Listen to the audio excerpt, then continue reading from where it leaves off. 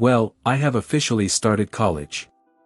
I'm currently studying for a computer science degree. I'm 2300 on chess.com, I'm teaching myself JavaScript, Python, and Java. I work out a bit and I'm learning to play guitar. So, I think by all reasonable metrics, things are going alright. But for some reason, part of me still doesn't feel like enough. And it's not a small feeling. It's persistent. Like no matter what I add to this list, it's never quite sufficient.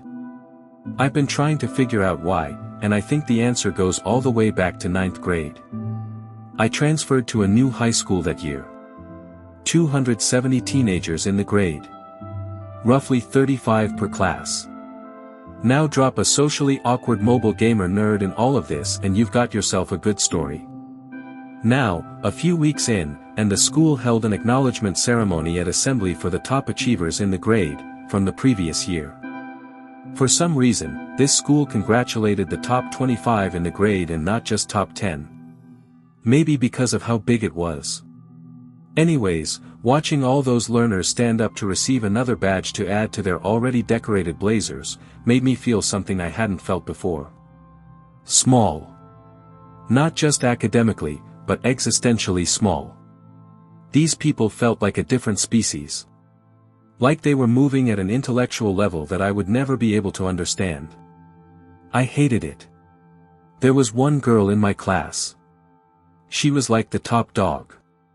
Everyone saw her as the smartest.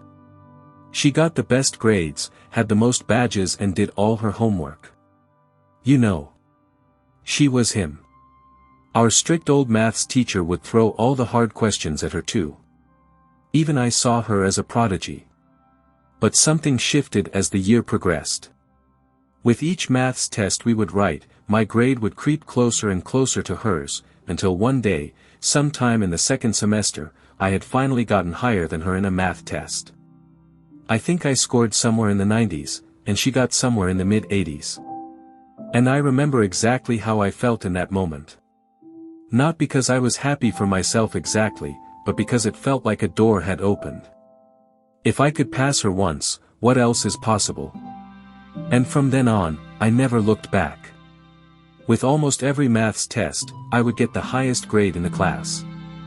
I started doing my homework more, I studied a lot more seriously, and by the end of the year, my final maths grade was 96%, which placed me third.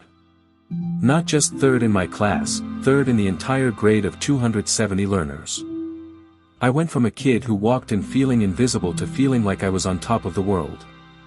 I was finally one of them. I was finally special. This was exactly the problem. I was addicted to the feeling.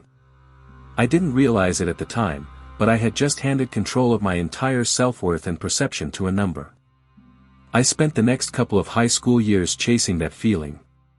I had hit 2000 in chess only after a year of playing, and I basically never scored under 90% for any maths paper I wrote.